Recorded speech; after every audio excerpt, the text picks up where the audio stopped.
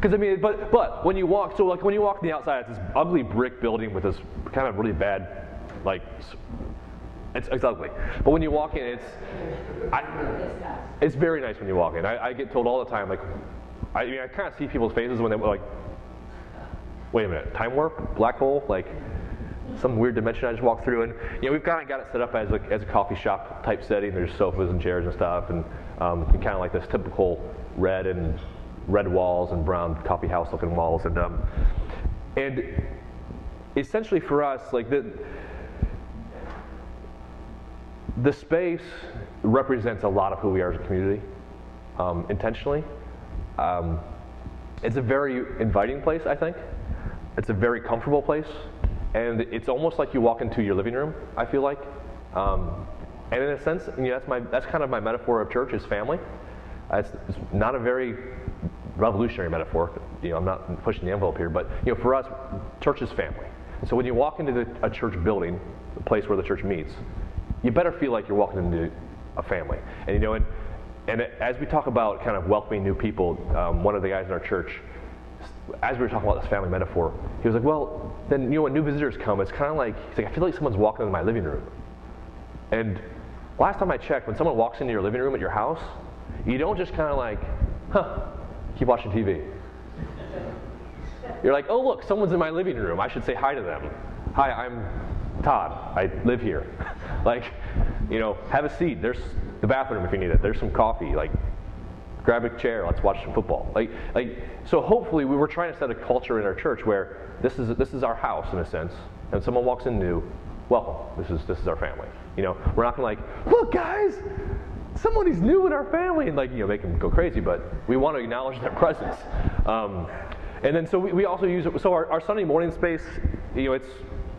Our services are fairly typical. We actually have an order of worship that is fairly liturgical. I've been influenced by my Presbyterian friends, but the unique thing about it is liturgy. It literally actually means the work of the people, and we take that very literally. In terms of on a Sunday morning, I might do two things in our service. I might do announcements. I'll probably do an offering, and I'll preach if I'm preaching. The rest of it is led by people in the church. And so we have what we call a liturgy team, and that consists of about 10 people who do the call to worship. They do the scripture reading, they do the prayer time, they do the benediction, and we have our leadership team do the communion, lead communion each week. And so our worship services literally are a work of the people. I don't always know what's going to happen during the call to worship. I know what's going to happen during the scripture reading. That's pretty safe. Although one time someone read the wrong passage and I had to stop them halfway through, so that was interesting. But so there's a little bit of the Spirit leading, and sometimes it's fantastic, and most times it's fantastic, and every once in a while it's like, oops, I got to talk to them after church. That really wasn't appropriate. But our worship services truly is a work of the people, and you'll see. And if you don't go to the well, you'll probably wonder halfway through the service, who's the pastor here? Like, what's going on? Like, I got to figure out who the pastor is, and it sometimes is not easy, which is both good and bad. But the fact is, we're a community who's worshiping together, and it's not always me, the pastor, doing all the work, or Gary's our other pastor doing all the work. These people we're doing this thing together.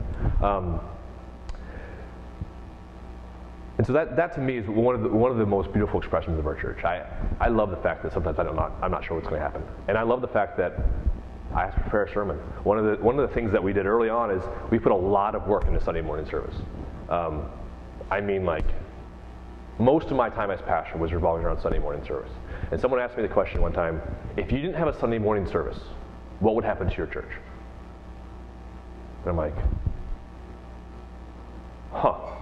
that's a really good question, because we all know that church is not an event; it's a community. So if we didn't have that event, I'm not saying we shouldn't, but if we didn't, what would it look like?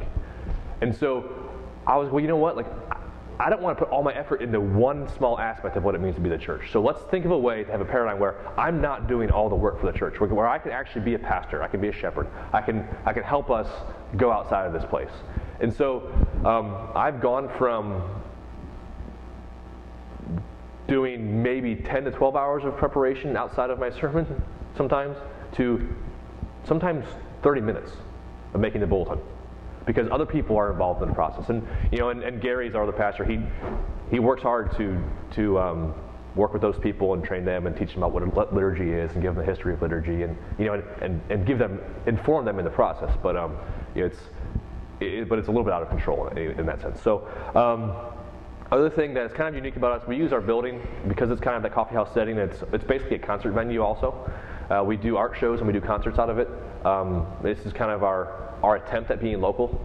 It's not perfect, but and we're kind of like, after about 2 years of doing concerts and art shows, we're pulling back a little bit and evaluating it and looking at the effectiveness of it. We've gone from doing concerts with local musicians from 200 people in our space to 13 people in our space.